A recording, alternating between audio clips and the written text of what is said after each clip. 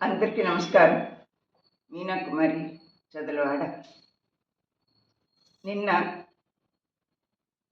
శివపురాణం చదివాను.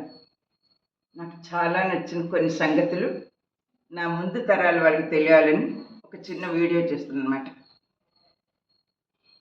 చిన్ముద్రలో మహాశివుడు ధ్యానం చేసుకుంటూ ఎక్కువ మంది చూస్తూ ఉంటాం.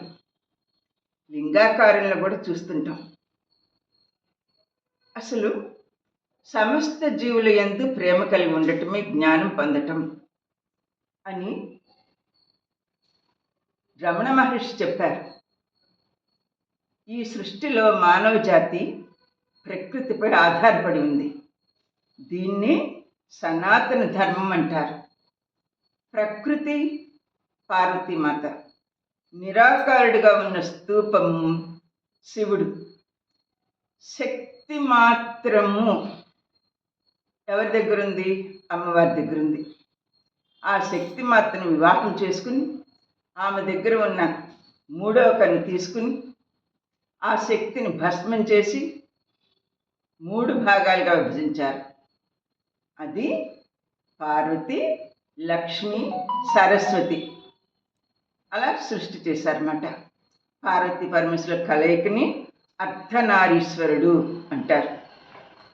ప్రకృతిలో 3 గుణాల ప్రతిరూపం ఆ పార్వతీమాత.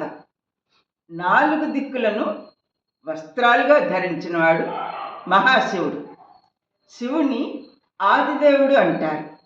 న మ సి వ య ఈ పంచ అక్షరాలని పంచభూతాలు అంటారు.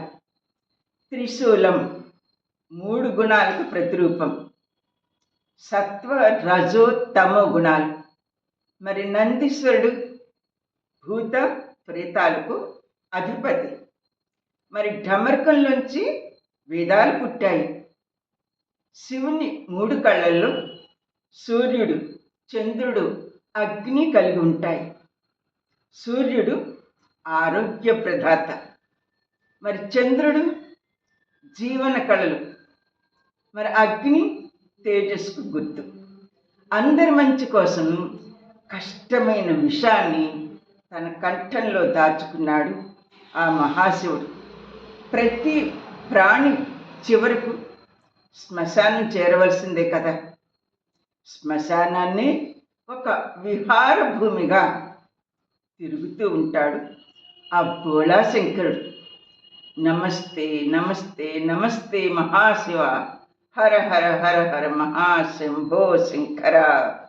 నా వీడియో మీకు నచ్చినట్టయితే like, share and subscribe please. ధన్యవాదాలు. మీనా కుమారి.